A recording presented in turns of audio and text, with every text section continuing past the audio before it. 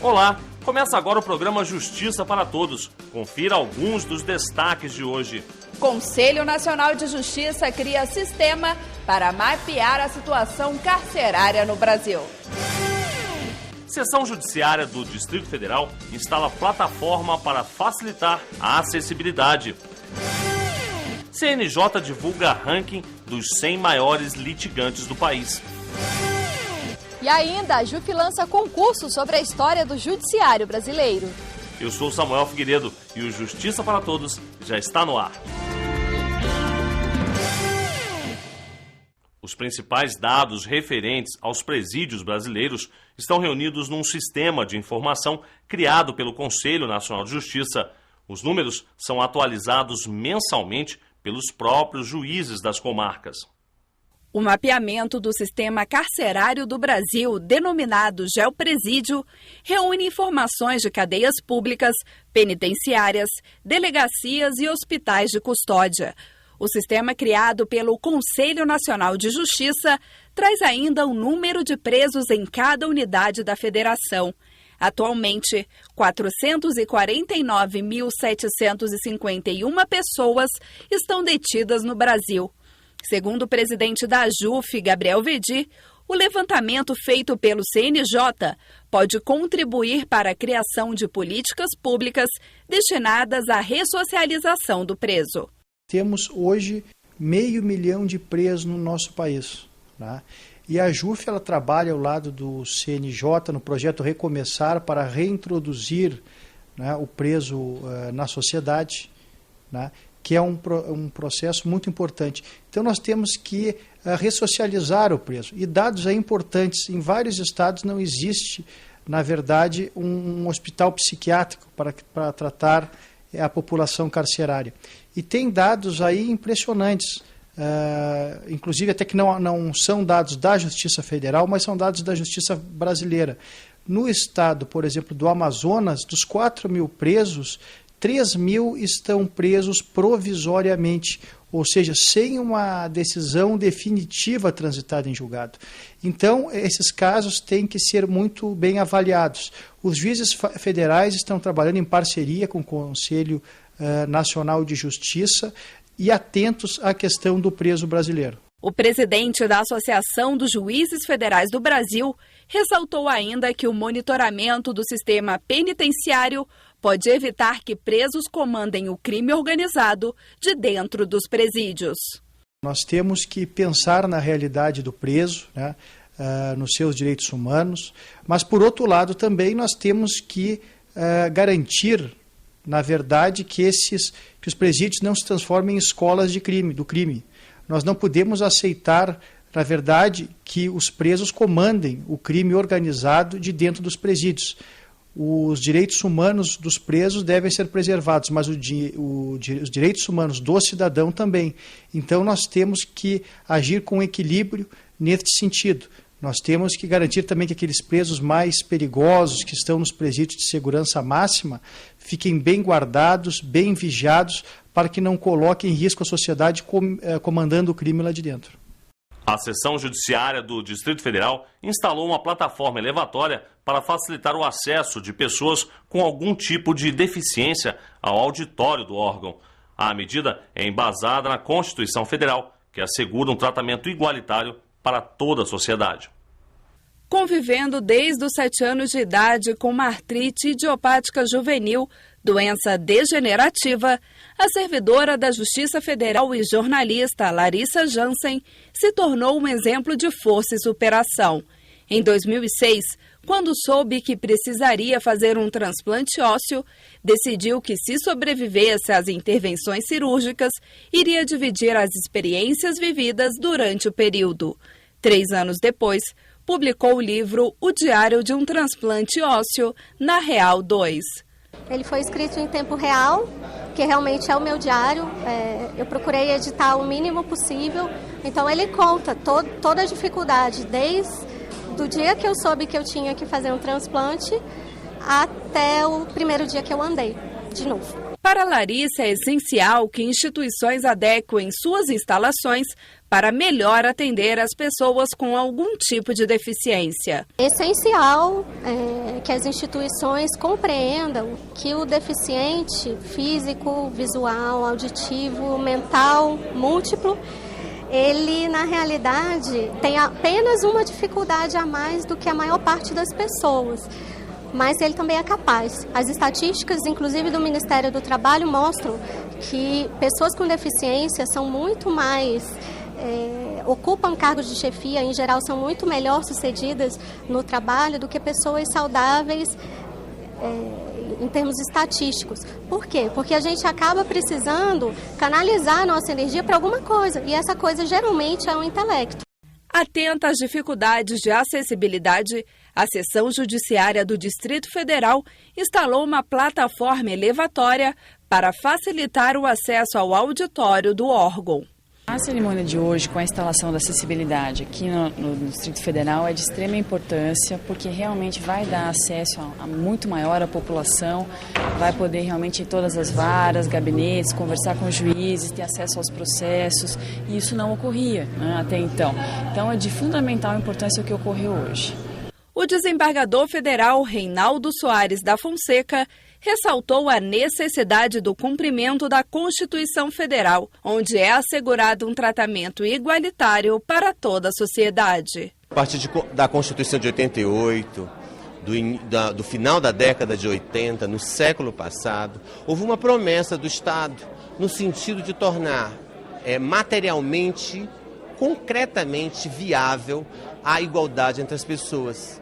E tornar viável a igualdade entre desiguais significa exatamente perceber a sensibilidade de que nós somos diferentes e precisamos ser tratados diferentes para que nos tornemos iguais. Então, a inserção da Justiça Federal nessa proposta de inclusão de todos na vida, no cotidiano, é o cumprimento de uma promessa constitucional.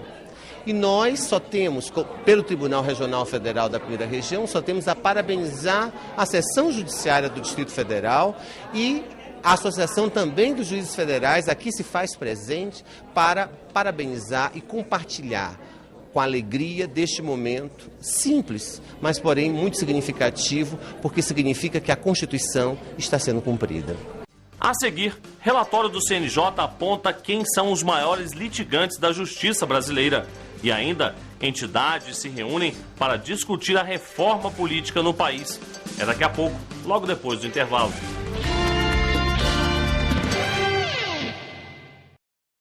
Você mostrou pra mim onde encontrar assim mais de 1 milhão de motivos pra sonhar. Enfim, é tão gostoso ter os pés no chão e ver que o melhor da vida vai começar. 2011, o melhor da vida vai começar de novo. O Conselho Nacional de Justiça traçou um panorama dos 100 maiores litigantes do país. O levantamento exclui os processos de natureza criminal e divide as entidades do setor público nas esferas federal, estadual e municipal. O estudo desenvolvido pelo CNJ aponta que o INSS, o Instituto Nacional do Seguro Social, é o maior litigante nacional, correspondendo a 22,3% das demandas dos 100 maiores litigantes do país. Em seguida, vem os bancos, com 8,5%, e a Fazenda Nacional, com 7,4%. No setor público, telefonia e bancos representam 95% do total de processos dos 100 maiores litigantes nacionais. Para compor o estudo, o CNJ solicitou que os processos informados tivessem natureza não criminal, excluindo assim, além dos processos criminais, aqueles relativos à justiça eleitoral, militar e de infância e juventude. O objetivo é visualizar os segmentos com maior litigância para contribuir com iniciativas futuras de composição de conflitos e reverter a cultura de excessiva judicialização. Nós temos que evitar que aquelas decisões que já transitaram em julgado no Superior Tribunal de Justiça e no Supremo Tribunal Federal voltem a ser discutidas pelo Estado. Ou seja, o INSS pode atender a população na via administrativa e assim também a União, naquelas causas que envolvem o fornecimento de medicamentos, fornecimento de leitos hospitalares. Essas questões não precisam ser judicializadas, levadas ao judiciário. É importante que o Poder Executivo e o INSS, através desses números, evitem demandas judiciais.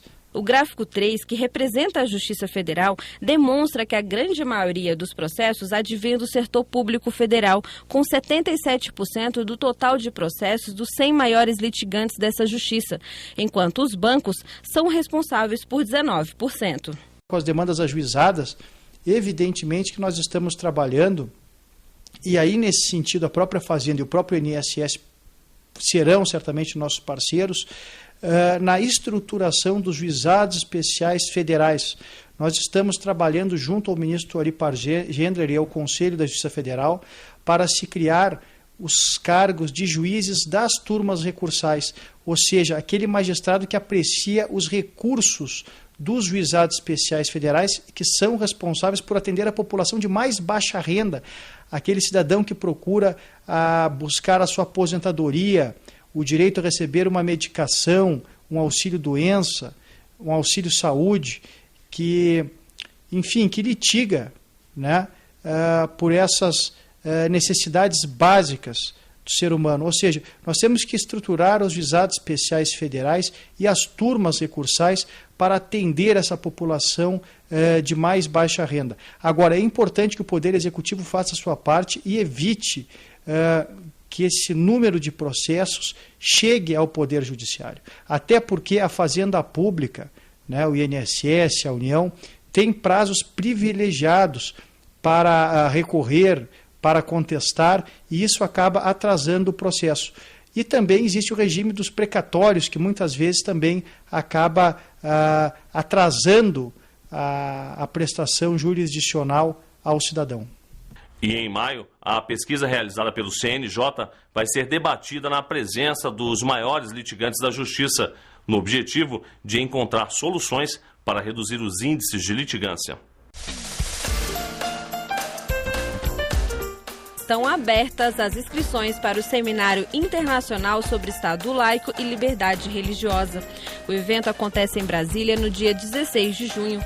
Outras informações no site do Conselho Nacional de Justiça, www.cnj.jus.br.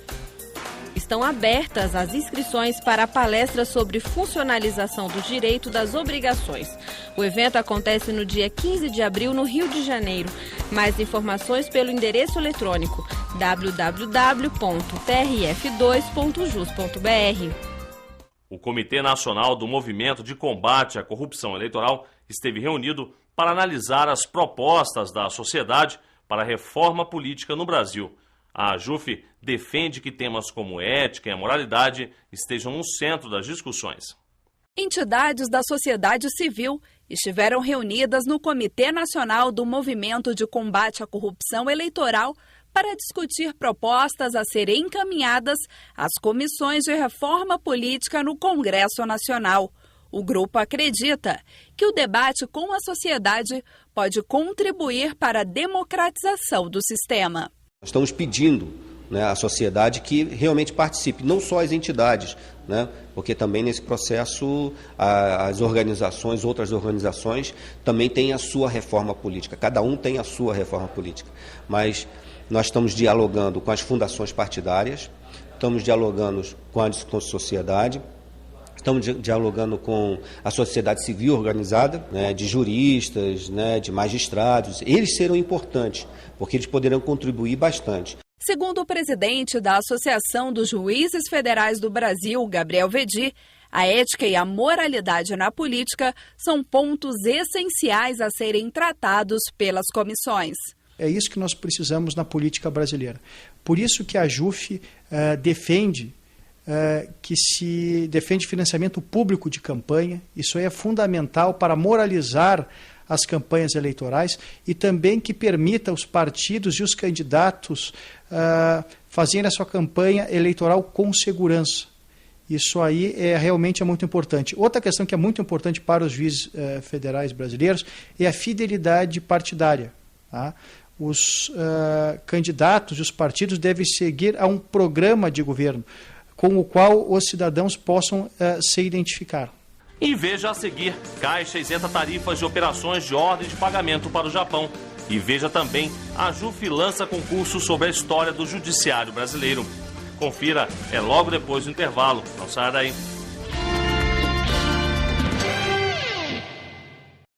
Você mostrou pra mim onde encontrar assim mais de 1 milhão de motivos pra sonhar. Enfim, é tão gostoso ter os pés no chão e ver que o melhor da vida vai começar. 2011, o melhor da vida vai começar de novo. Até o próximo dia 20 de abril, a Caixa Econômica Federal irá isentar a tarifa das operações de ordem de pagamento para pessoas que moram no Japão. A intenção é contribuir para a recuperação das famílias atingidas pelos terremotos seguidos de tsunami que abalaram o território japonês. Com o objetivo de cumprir seu papel social, contribuindo para a recuperação das famílias atingidas pelas tragédias que abalaram o território japonês, a Caixa irá isentar até o dia 20 de abril as tarifas de operações de ordem de pagamento. A isenção vale para remessas enviadas a correntistas de qualquer banco no Japão. De acordo com o Itamaraty, 254 mil brasileiros vivem no país, formando a terceira maior comunidade estrangeira do Japão. Há um grave problema no Japão com o problema do terremoto, o problema da tsunami, e isso abalou muito todo mundo no Japão e abalou os brasileiros que são muito preocupados e que têm muitos parentes também no Japão. Então a Caixa imediatamente tomou a decisão de isentar as tarifas, especialmente para aquelas pessoas que querem mandar ajudas para os seus parentes no Japão e para as pessoas que estão nesse momento de dificuldade. Então o que motivou foi isso. A Caixa está com esse processo de isenção de tarifa, colocou inicialmente 30 dias, mas se houver necessidade, o volume de remessas for intenso, a Caixa poderá inclusive estudar ampliar esse prazo. Para facilitar a vida dos brasileiros, a Caixa montou em 2007 um escritório de representação em Tóquio, como explica o superintendente da área internacional da Caixa, Hélio Shinohara. Nossa atuação lá é via um banco parceiro, que chama Banco Iwata Shinkin. É um banco que está localizado numa região de muita concentração de brasileiros, né? Recentemente nós fizemos uma nova parceria com um grande banco japonês, que é o Banco Japan Post. Ele é o maior banco de poupança do mundo e ele atende a todos os brasileiros que estão localizados em várias partes do Japão. O escritório, além de ter relacionamento com esses bancos parceiros, né, para viabilizar essas remessas, porque o que acontece é que nem todas essas informações desses clientes estão disponíveis para esse banco parceiro, né? Então a Caixa ela dá apoio para que essa remessa ela siga sem problema operacional. Esse é um dos aspectos da nossa presença no Japão. A Associação dos Juízes Federais do Brasil lançou um concurso para selecionar artigos sobre a história do judiciário brasileiro. O principal objetivo é contribuir para a cultura do país, promovendo a magistratura por meio de histórias e casos pitorescos. A iniciativa conta com o apoio do IBRAJUS, o Instituto Brasileiro de Administração do Sistema Judiciário. Um dos principais objetivos da seleção é contribuir para a cultura do país, promovendo a magistratura por meio de histórias e casos pitorescos. No total, serão selecionados 50 trabalhos sobre o Poder Judiciário brasileiro, em todos os seus ramos: federal, estadual, trabalhista, eleitoral e militar. É uma satisfação muito grande para a JUF organizar, juntamente com o IBRAJUS, esse concurso de artigos, que visa restaurar a história de juízes e histórias, em alguns casos pitorescos, do Poder Judiciário brasileiro. E esse curso vai ser coordenado pelo professor doutor Vladimir Passos de Freitas, desembargador aposentado, ex-presidente da JUF, membro do PNUMA da ONU, que tem um trabalho acadêmico muito importante e muita experiência na área. Eu faço muitas viagens aos Estados Unidos, levo grupos de juízes para seminários, há muitos anos, isso desde os anos 90.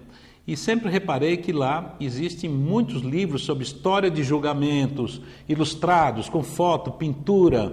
Existem comentários à vida de juízes. Por exemplo, eu comprei um livro uma vez, Os Juízes Judeus da Suprema Corte. Até esse detalhe tem. Comprei um outro sobre os juízes do Colorado na época da colonização, que eles trabalhavam com revólver em cima da mesa. Era todo um tipo de um xerifão, na verdade.